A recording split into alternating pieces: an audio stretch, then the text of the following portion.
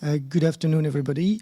Thank you for coming to this STC Workshop. That's the last presentation of the day for those that will not follow the side meetings. As Carla indicated, it's a pleasure for me to be here because I started my career 9 years ago at EASA. And when we start, usually at EASA, we do a lot of STCs. So I started my career doing quite a lot of STCs, and I'm pleased to recognize in the audience faces that I know. Now I've been moving to other things within the agency. As Carla explained, I'm in charge of the validation process throughout the certification directorate. And this is why I wanted to give you a brief outreach of the international highlights concerning the STC validation process that we achieved in 2017. So you see here a recap of what has been achieved. There has been a revision 3 of the EASA ENAC with Brazil TIP, Technical Implementation Procedures. We had also revision 3 in September with Transport Canada. But with all due respect to those dear bilateral partners, what we propose today is maybe to focus more on the following 2 items, and namely the revision 6 of the TIP, Technical Implementation Procedures with FAA. And I intend also, just after that, to give you some heads up on where we stand in the current EU-China bilateral aviation safety agreement negotiations.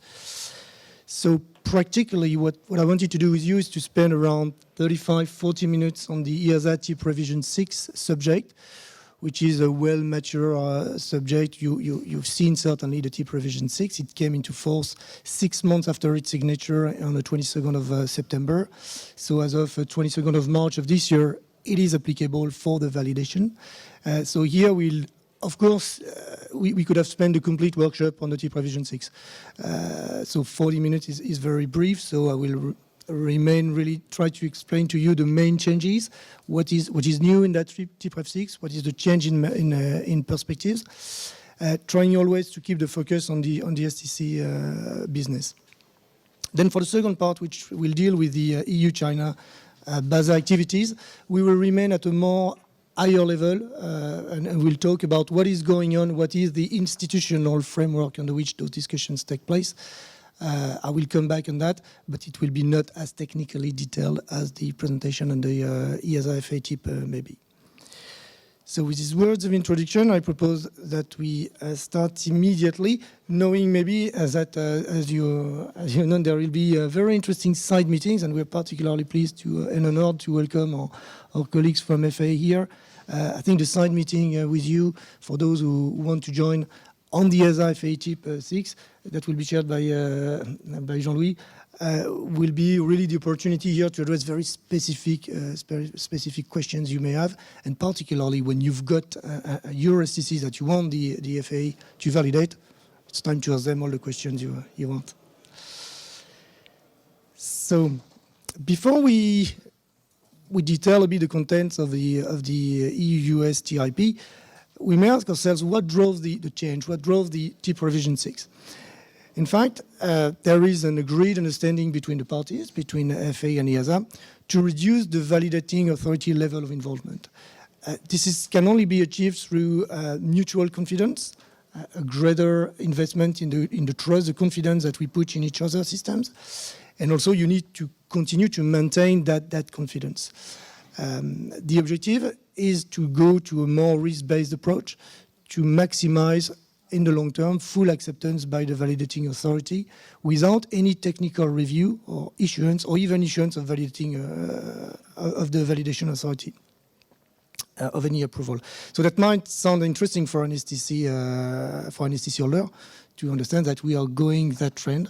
And the objective is definitely to have more directly accepted approvals. That is to say, once there is an EASA recognized approval, it is automatically recognized and accepted by FAA, sometimes without even the need to issue an FAA approval.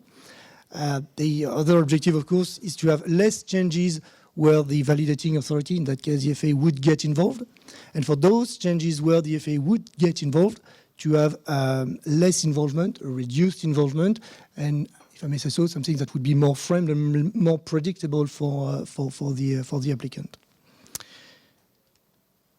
So this is a bit what is in the validation improvement roadmap, which has been signed between EASA and FAA.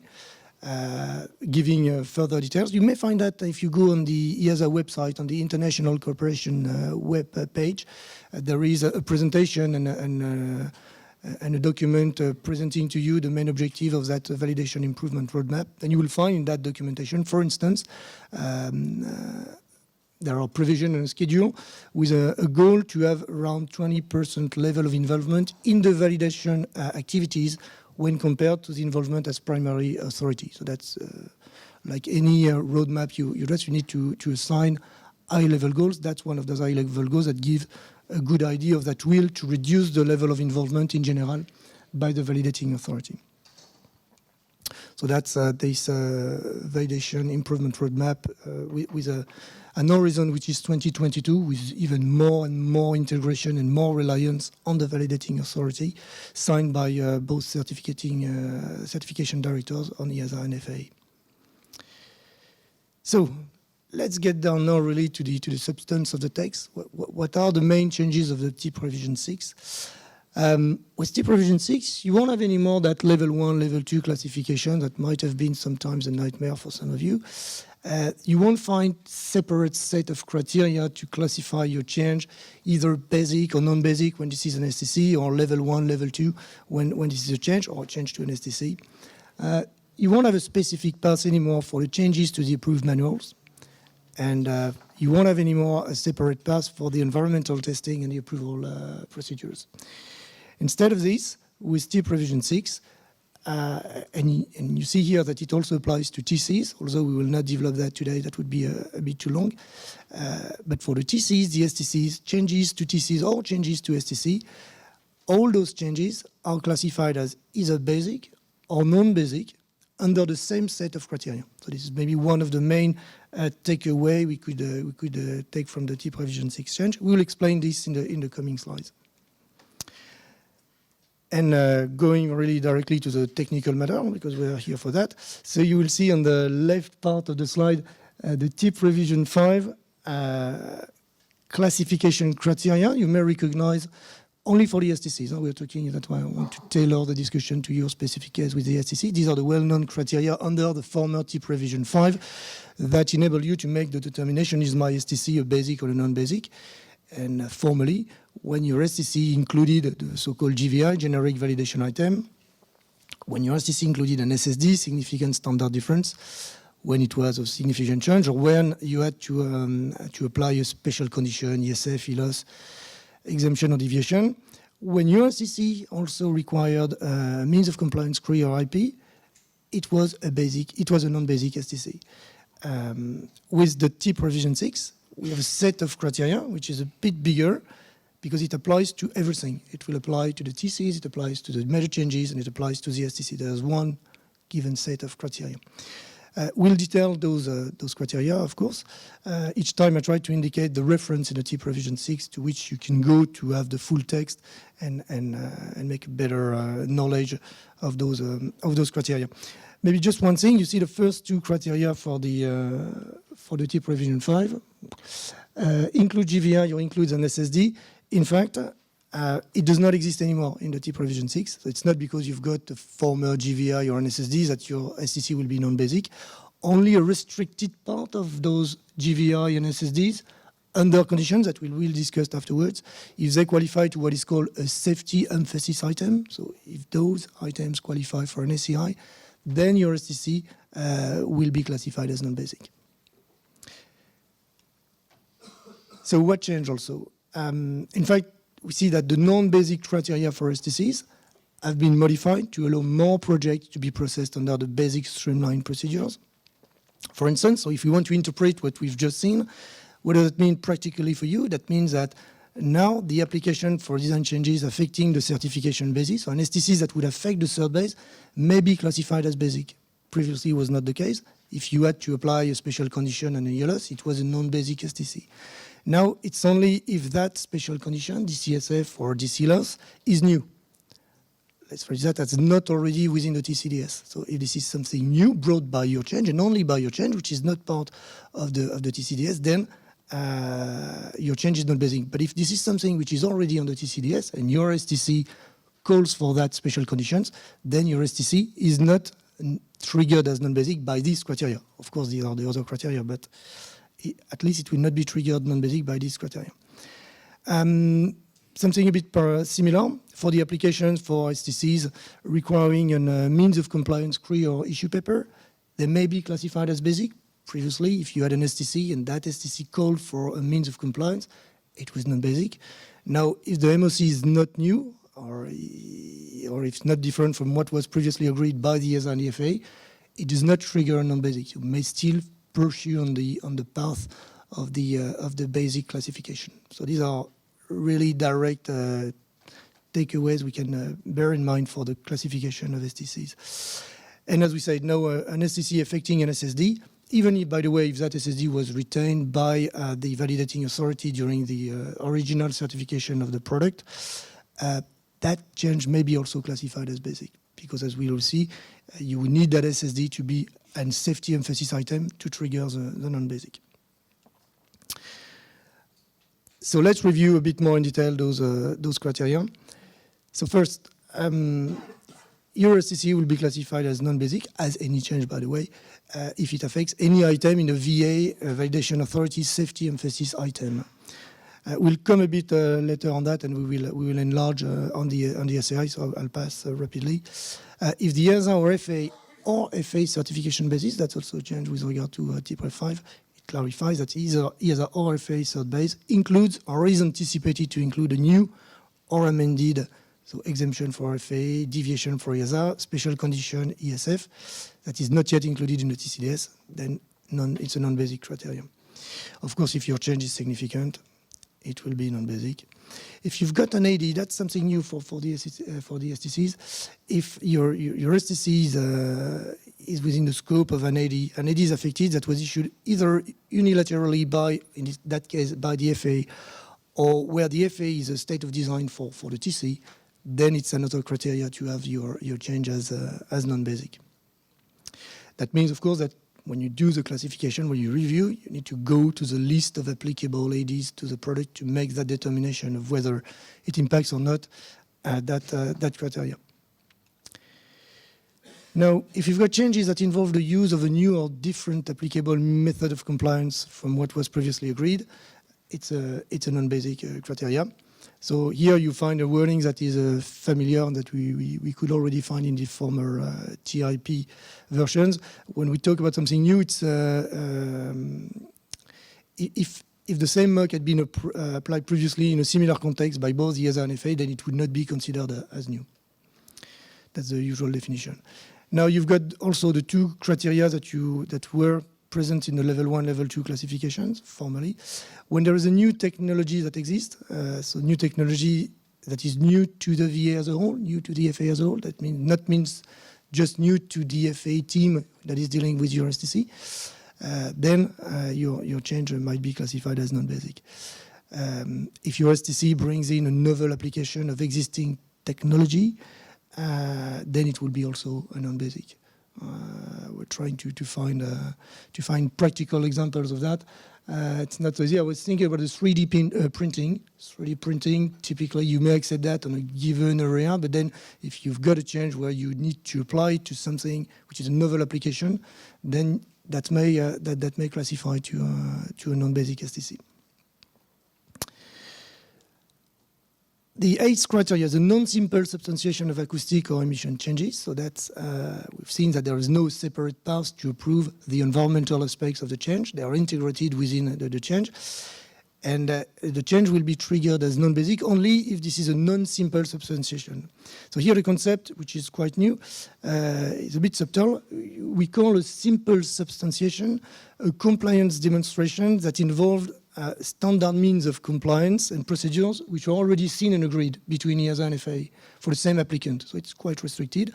FAA and ESA are currently talking together to define more precisely those conditions. But really the idea is that if you do a job with your STC that has been done previously, presenting the same means of compliance, you will go to the same installation following the same procedures. So even your change is an acoustic or emission change, it might not be non-basic, so it may still remain basic, provided you stick to an already set of agreed procedures. Ninth criteria, changes that have an appreciable effect on any one of the OSD, operational suitability data constituents. And for that, there is not to refer to the EASA guidance material to determine what is called an appreciable effect. On that one, just bear in mind that the effective implementation of this specific criteria is currently under discussion between EASA and FAA. We might discuss that afterwards during the dedicated session, but my recommendation would be, if your STC is in that case, you want to have it validated, come to us, come to the agency, and then we'll talk. Any other design change designated as non-basic by the certificating authority would be classified as non-basic.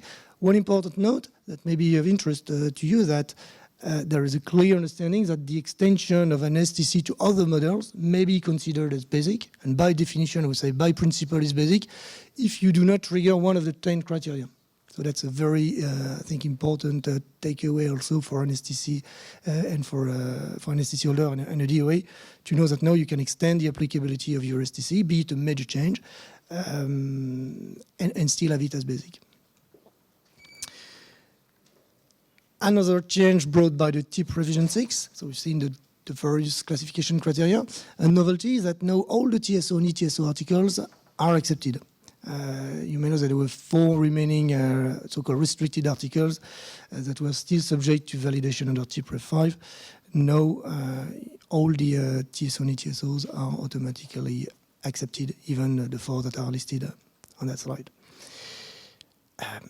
Maybe also one of the big changes we will now discuss is the approval path. So we say we've put everything together, TC, STC changes, and the big change brought up by the TIP 6 is that all the design approvals follow now one of the 3 paths. So the first one is either your change is accepted. Accepted means that you won't need to make an application to the validating authority, and the certificate, the approval delivered by the EASA in that case, is automatically valid, recognized by the VA, by the FAA in this case, without the need to issue their own approval. Now, if this is not the case, if this is not accepted, it will be validated, and it will be either streamlined validated or be subject to a technical validation in the case of basic or non-basic. We'll go a bit more into details.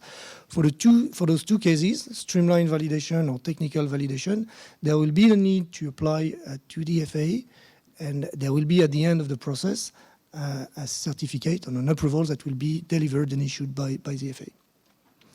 So we try to put that a bit into in a more illustrative way. I know that chart is not that easy to follow, but let's give it a try. So you start. So we start with a new design change on the top left of the slide, and then the first determination you've got to make is either that change is either minor or major. If the change is minor, it's accepted without review. That's the so-called accepted path. Thank you.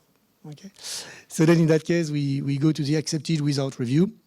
But if your change is a major change, then you will have to make the determination, is your change, is your STC, for instance, classified as basic or non-basic. So you will apply the criteria which just reviewed and make that determination of basic, non-basic.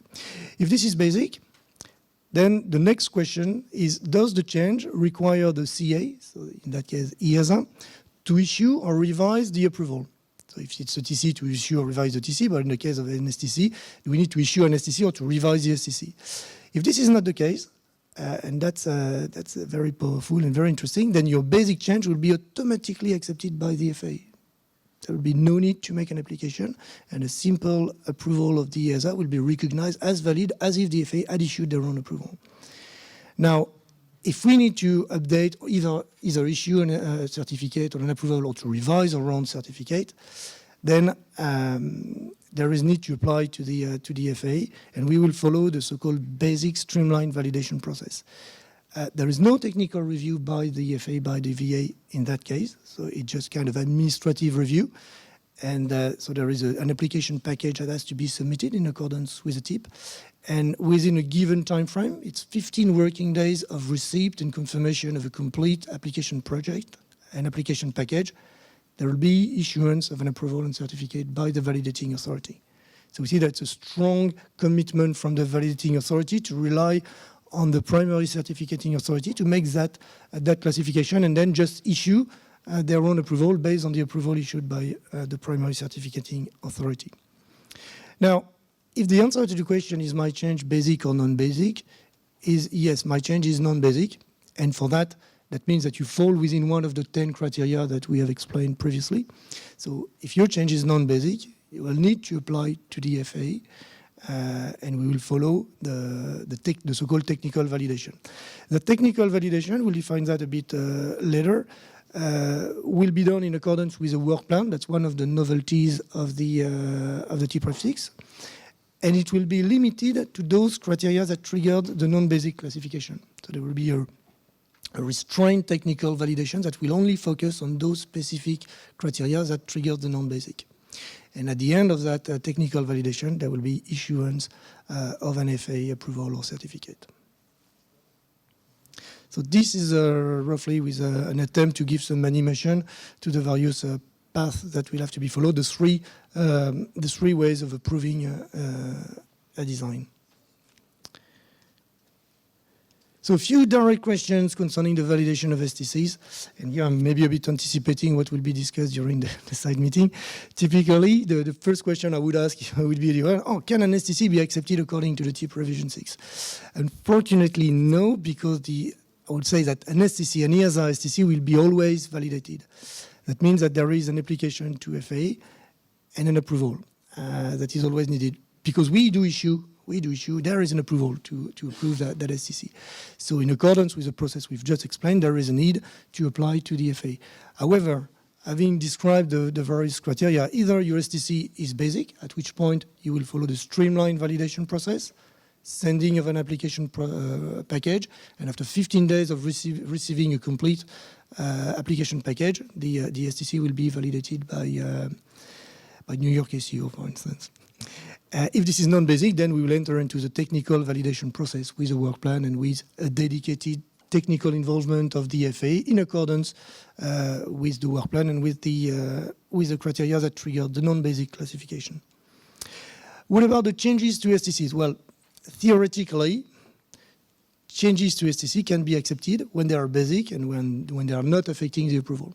So you may theoretically you have your STC, you make a change to your STC that does not require us to have an update of the certificate, then practically you would not need to make an application to FAA, and that would be automatically accepted.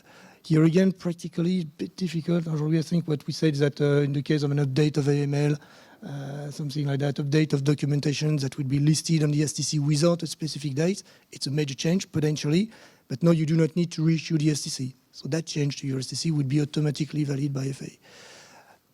I would say it's a corner case. This is a corner case. Interesting point for a DOL also is a CSV plan, so a certification support for validation, support for even for basic STCs.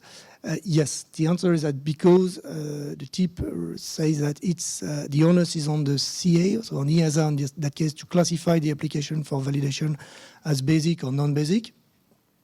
And because we need also to send the application package, receive your application package and send that to the FAA, even though the STC would be classified or is classified as basic, there is a need for you to apply to EASA for a CSV. In fact, we need to check the documentation, confirm the classification, and yes, and relay the data package for validation. So even for a streamlined validation in the case of a basic STC. Safety emphasis items, so that's a novelty. They are part of the non-basic classification criteria. They are the first one, have we seen. In fact, they consist of items of VA interest for all products of a certain category. That's the way they are defined. It means really that it is a list of items for which a validating authority says, okay, I trust the other party, but on those specific cases, on those specific items, I want and I need to be involved at some point. there's been quite a lot of work, and that was, I must say, quite a good opportunity to work in cooperation and coordination with FA. That was quite, although it was very tough sometimes, was very instructive. We defined the SCI list during the 6 months period between the signature of the TPREF6 and its entry into force in March. And you may have noticed that either on the FA website or on the EASA website, there are a set of SCI lists per category of products which have been developed. They are separate because that's a requirement of the TIP. However, and because their content is different, the point on which we have interest might not be the point on which the FA have an interest.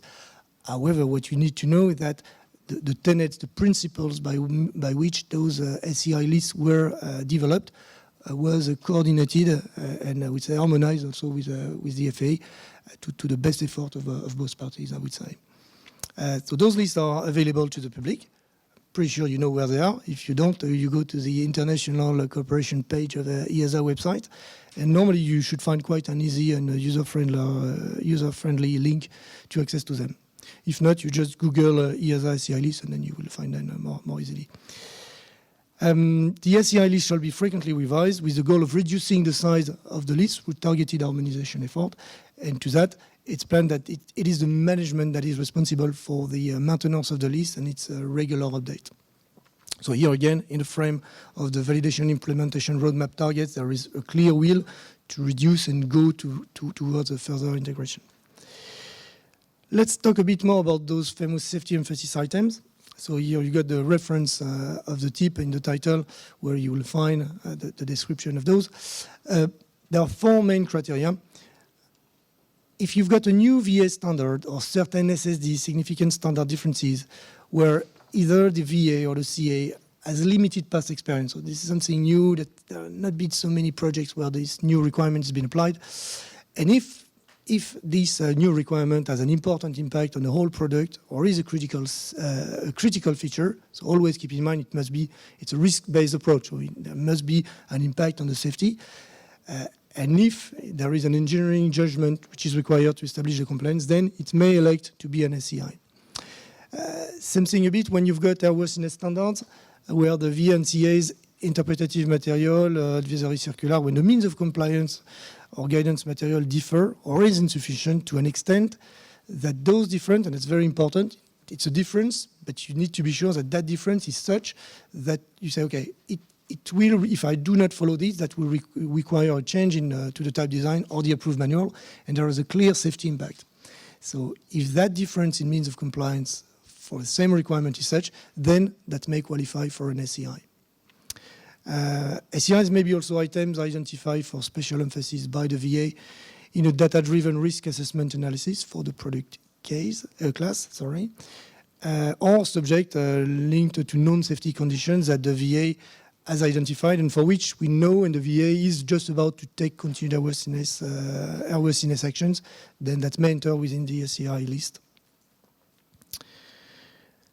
Going a bit further onto this SCI definition, it's important to understand that those SCIs, as we said, so the list does not include the former commonly occurring project VIs. Remember the long list of generic validation items, which is a kind of list of whenever you were touching a subject, potentially that classified your STC as non-basic. No, of course, as we said, that's not this is not the case anymore. You need, in accordance with the criteria we've just seen, to justify that this validation item, this point of interest, qualifies for an SCI.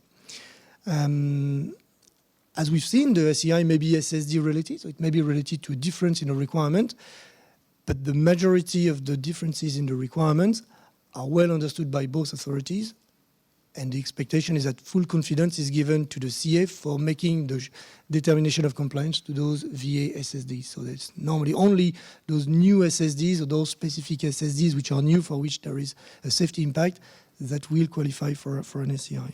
We'll come back a bit later on the SSDs. Important point, advisory means of compliance or guidance material that differ or are insufficient can be SCI only if they have an impact in the level of safety and if they could result in changes to type design or approved manuals. What does that mean? That means that when the requirement is the same, so when there's no SSD, you've got the same requirement between FA and FA, The means of compliance may be different. We know each other. The fact that we engage and we trust ourselves more does not mean that we are equal, but we accept the differences. And if that difference is not such that there will be a clear effect on safety and that absolutely the validating authority could not accept a different mug, then the expectation is that the validating authority in that case accept a different mug. Of course, the FA in that case, or the FA when we are validating, we might not have asked that means of compliance to our applicant. Now, we rely on the quality system of the validating authority to accept that differences mug. If we cannot, for the good reasons we've explained before, then and only then it qualifies for an SCI.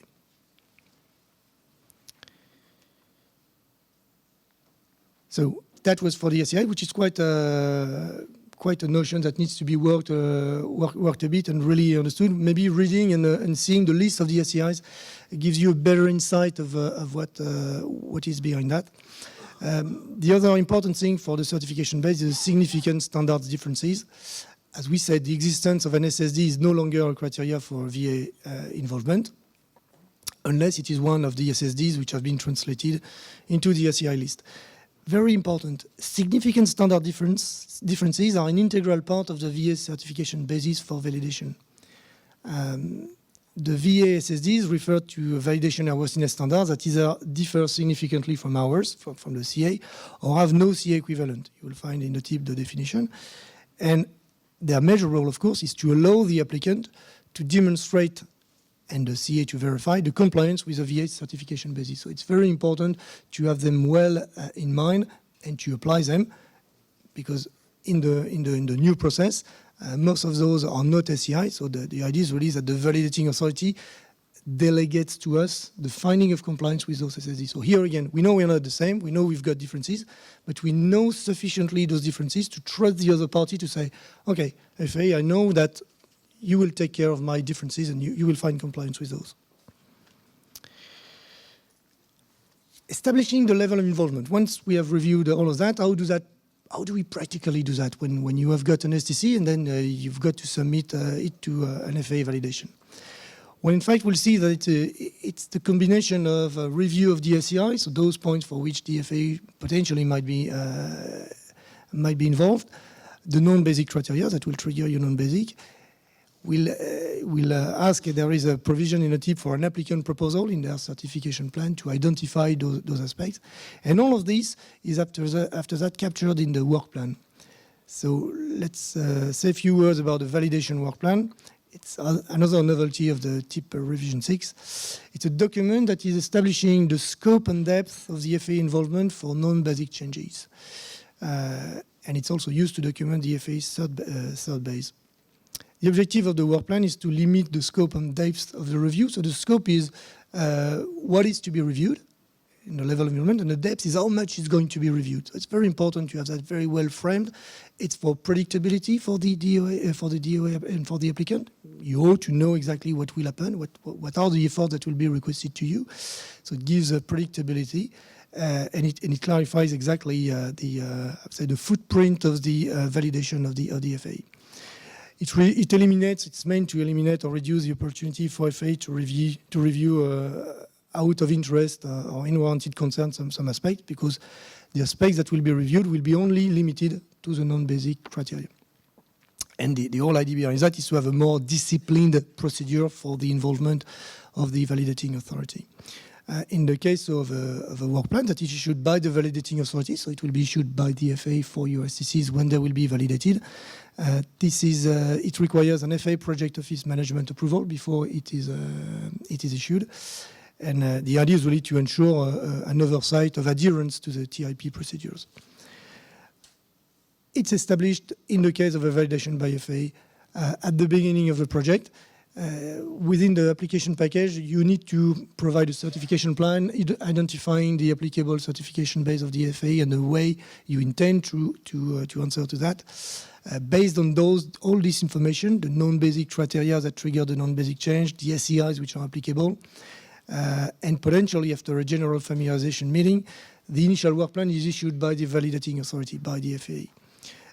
It may not be the final one. The final work plan may necessitate technical familiarizations, maybe as the VA for quite an important STC gains knowledge of the product, or because the product has evolved during the certification exercise, or because the means of compliance has evolved during the course of the certification program.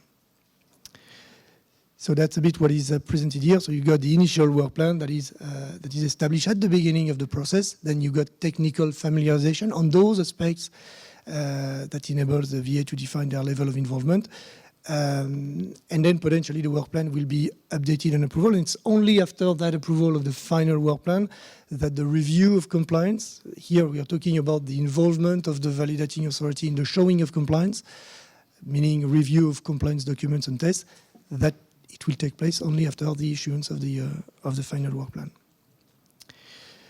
We've got here a listing of what the FA initial work plan shall include. So I'll let you read. So description of the product is very similar to what you would ask for a certification plan. Everything is explained also in the application package and in the reference chapter 359 of the TIP. So you need to propose an FA certification base, identify the standards, the SSDs. Whenever you know that there will be special conditions, DSF applicable, you need to list them.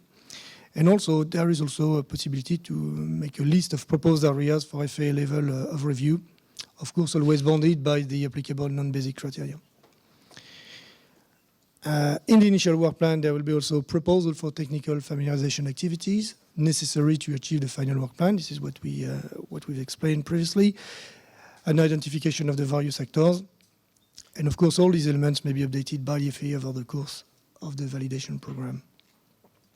So you've understood that the work plan is a validating authority document. So in the case of an STC validated by FAA, it's an FA document. However, of course, the FAA will share the approved plan with the EASA and with the applicant.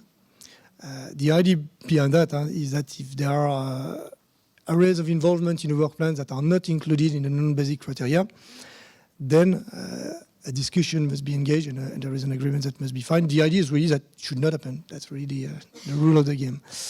As we say, the work plan documents also the scope and depth of FA level of involvement, meaning that all of the areas which will not be subject to any FA technical review beyond the technical familiarization. That's the idea, and it means also by deduction that EASA will verify compliance on behalf of FAA against the FAA certification basis for all non-listed areas. So here again, we understand why it's so important to have a good understanding of which are the applicable SSDs, because at the end, we will, with you, of course, based on your declaration of compliance, will take care of the finding of compliance with that part of the FAA cert base. So you may want to ask all the questions you want to FAA concerning that work plan. In the FAA order 811052B, there's a generic work plan template which is provided. I understand that's not the definitive one. At least it gives an idea. For your information on the other side, when we will validate an FAA STC, we have developed a template which has been shared with FAA, which is part of our procedures that our PCMs are invited to use. It's now part of our processes. Finally, what is expected from you now that we've reviewed all the various novelties, what is brought by the TIP 6? What has to be kept in mind is that an applicant for an STC that would apply for a validation must know the applicable FAs or validation authority regulations and how to show compliance with them. That means, once again, a thorough review of and compliance with the SSDs and the SCIs, hence the necessity to refer to the list which are published on the website. The certificating authority, in that case, the EASA, must be provided with a complete application package. You've got the references in the tip. For a streamlined validation or for a non-basic application, there are slightly different application package, but they are completely, they are well detailed. By the way, for your information, we have developed a checklist in order to help you to provide that. So do not hesitate to come to us. We are it's mirroring a bit the good job done by FAA, who has the same thing. They've got a very good outbound STC checklist. So we just took it and adapted to our needs. So it means that both parties have a kind of checklist to be sure that when an application is made, right, it's good at the first time and it's good every time. And we really comply with what is necessary to the VA to rapidly issue the approval and make the validation. Another request to the applicant is to determine the applicable non-basic criteria for their application. because as we've seen, they feed directly into the initial work plan. But above all, I would say, do not hesitate to ask for support. Come to us. We're here to help you. I can imagine that the first validation of a non-basic STC will be kind of a challenge. Will be kind of a challenge for everyone, by the way. So do not hesitate to ask for support. We are here to help you in that approach. I thank you very much for your attention. Do you have time to take a couple of questions before we jump to the next subject, Caroline? We are collecting all the questions. Okay.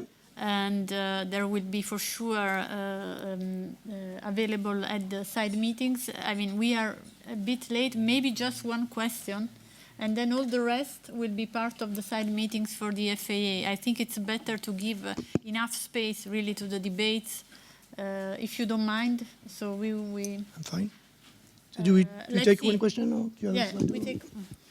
We have many questions, so this is not trouble. It's just we need to sort out which one we want to ask first. So one question was about the impact of OSD on the classification of a change. So is there an impact, if at all? Well, it's part of the criteria we've seen, and I think it's the ninth criteria, and as we said, this is a bad luck. That's the criteria which still needs to be really defined with the FAA. So practically, how do we put into practice that?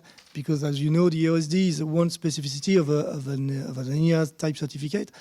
However, this is not part of the FAA type certificate, so it makes that very specific, very peculiar. Here again, as I said, my recommendation would be to come to us. The answer, I'm not trying to avoid the question, is that we are currently aligning with the FAA to find the best way to understand what would happen typically if there is an MMEL change associated to the change. How do we deal with that? How do we ensure that it can be accepted if it is accepted? But that's something that is still under discussion with FAA. Perhaps a fast one, a quick one. Who is in charge of accepting or defining the classification? Is it the certification authority or the validation authority? Well, okay, so the question between the CA and the VA here is clear, it's the CA. The classification of a change is a responsibility of the CA, so it's a proposal of the applicant, but that's why I indicated we've got also the responsibility to accept that or to challenge the applicant, and the classification is definitely a CA responsibility. So there are mechanisms, of course, because I did not mention that, but there will be sampling at the end. Of course, the more you trust a partner, the more you need to be sure that when you invest your trust in that system, it's a good investment. So you need to conduct some sampling. There is also a mechanism in case of doubt, in case of very clear doubt, you receive an application and you can see that it's not possible, it cannot be a basic, then there is a mechanism for that to ensure and come back to the CA to be sure that the classification was made appropriately. However, when you read the tip, there is a clear mention that if after this confirmation, it is confirmed by the CA that the change is basic, although you as a VA would not have classified that as basic, the best you can do is you tick that, and we've got the means to do this in our technical visa. We tick that specific STC and say, personally, I would never have accepted that as a basic. You tick that, and that will be part of the set of things that may be audited, but afterwards. That's one of the principles of the TIP Rep 6. You trust the other, which does not mean that you do not talk afterwards, but you come afterwards. You do not block an approval just because you may not have the same understanding, because behind that classification, there may be very good explanations for that. It may seem that for you it's non-basic, but afterwards, when you make a thorough investigation, there might be corner cases, as we say, where you would classify that as basic. I would suggest Nicolas, that is the reference, the chair of the FAA TIP Revision 6 side meetings, he will bring all the queries that have been collected. And I would suggest to move to the next part. Thanks. Thank you, Charles. Thank you very much. Good. Thank you.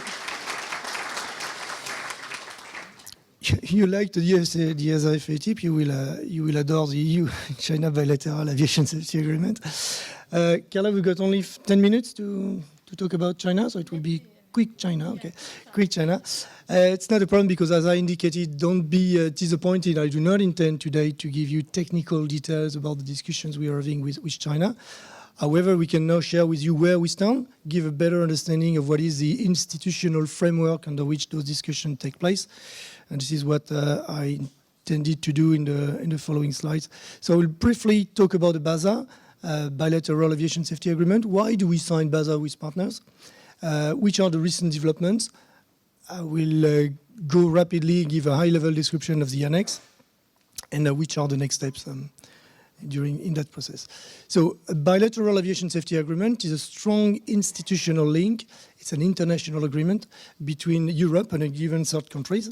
And it enables, as provided in the annexes to this BASA, according to the subject you're dealing with, it enables the reciprocal acceptance of certificates and findings of compliance issued by the respective competent authority. That's exactly what we've been discussing with the FAA. It's a very strong and very powerful tool because it allows derogation from EU laws, typically the Part 21, and it creates rights and obligations for the EU, meaning for the member states, for EASA, and for the industry also. So why a BASA? Because when you make a BASA with a partner, you improve the aviation safety, you increase the cooperation, you give a framework for that cooperation, you share information, there are schemes to exchange information and best practices, and that allows you also having those processes to rely more on the other, to then allocate your resources to tasks that would, according to you, deserve more attention and more resource in order to have a more risk management perspective. Of course, it provides a direct support to the aviation industry by providing a sound regulatory framework to support transnational designs and production industrial schemes. And it also, in accordance with the details of that BASA, to reduce unnecessary duplication of certification or validation tasks. So recent developments, just to give you a brief heads up of what happened.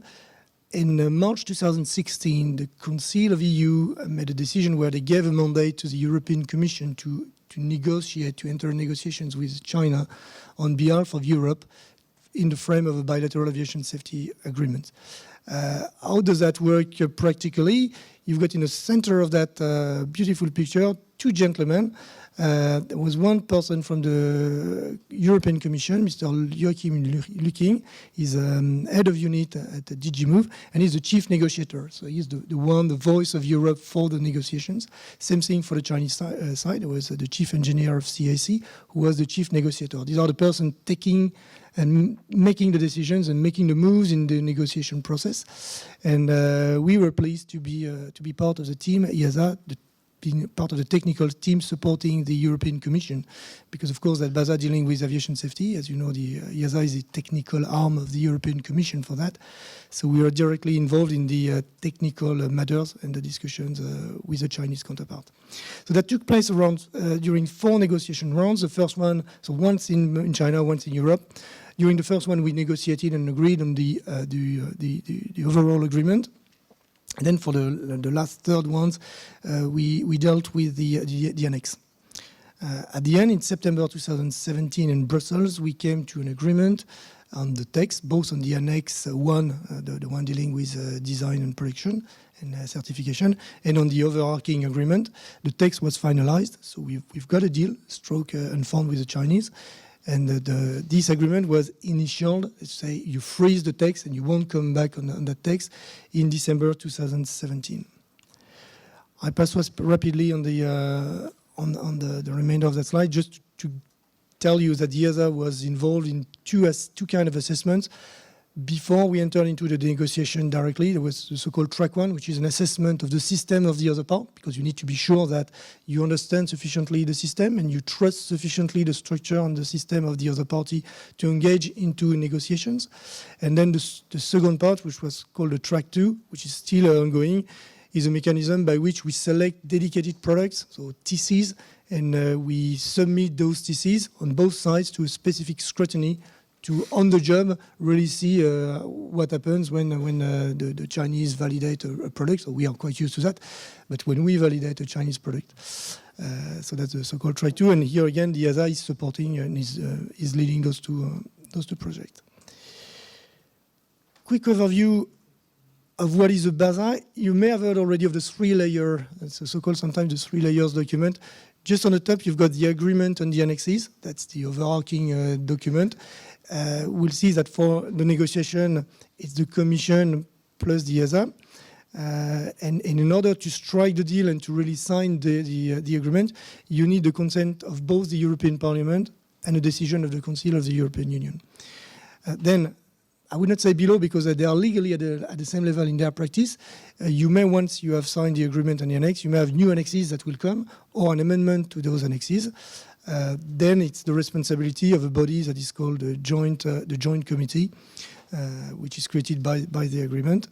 And it needs also formally adoption by the Council of the EU to adopt either a change of an annex or a new annex. It's just to make you feel that to change the content of an annex is a very heavy process. It's something that is normally, once you strike and you sign an annex, before you can revise it, it takes you quite some time. We are talking about years.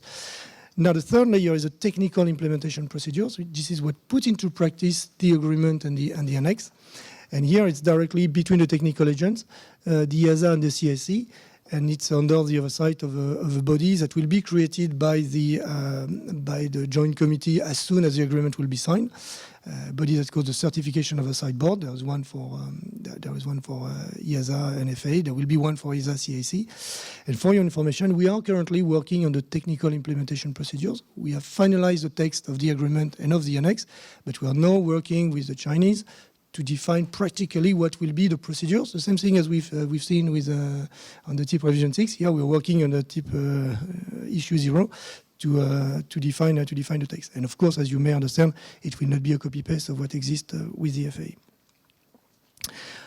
High-level description of the annex. The scope of that annex, for the time being, there's just one annex, which is covering design and production for all aeronautical products without temporary limitations, meaning that right at the entry into force of the agreement, the annex will be effective and will cover design and production for all aeronautical products. OSD, AEG are within the scope of the annex. We've also, within the annex, which is quite prescriptive with regard to some other annex, we've foreseen the principle of concurrent certification between both parties. And there are many cases that we call the ad hoc cases to take into account the already existing patterns of work between Europe and China. Talking about the approval of certificates or finding of compliance, we will find not under the same provisions as with the FAA, of course, but there will be a pattern of automatic acceptance and another which will be a validation of certificates, calling level of involvement principles, or sometimes a reduced involvement, a reduced validation process, validation through an administrative process only in some cases. Concerning the production, the idea is a mutual acceptance of production systems and exports form under conditions. We will define that later. It may be too early to discuss that, but the idea is the text is presented in such a way that the goal is mutual acceptance of production systems.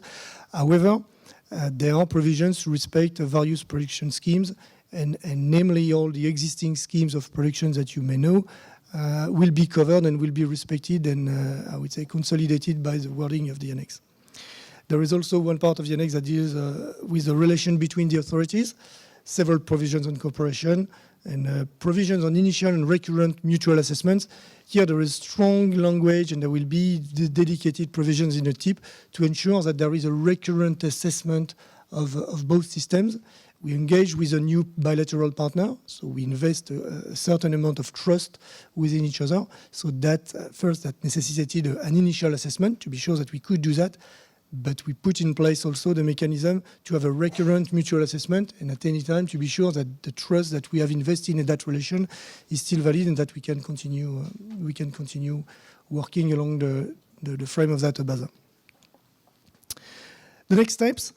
So today, as we say, we have initialed the text, means that the text is frozen, it won't change, but it needs to be signed, it needs to be agreed by both parties, and that needs a council decision on the EU side. I was maybe told that it was expected for today, so it will come in the coming days. So the decision from the EU council that will authorize the signature.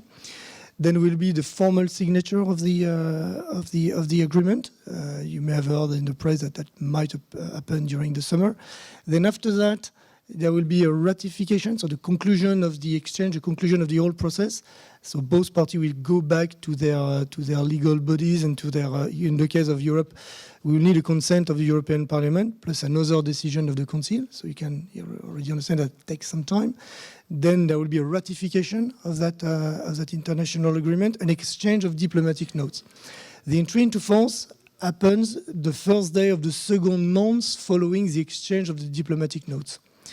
So with all those steps, you can make that conclusion that without committing to any date, it's reasonable to foresee that the agreement will come into force somewhere around the end of the year, not before the end of the year, beginning of next year. And then one of the very first actions that will be taken by the joint committee will be to create, institute the COB, which will, in its term, at its first meeting, adopt the TIP, so adopt the technical implementation procedures, reason why we are already working on that. And then it's only after that first meeting that the TIP will become applicable. So in summary, a TIP applicable with China will be for next year. And I will be very pleased next year if you give me that opportunity, Carla, to come back and give you a lot of details about the annex and about the TIP. Thank you very much for your attention. And I really enjoyed this afternoon with you. Thank you.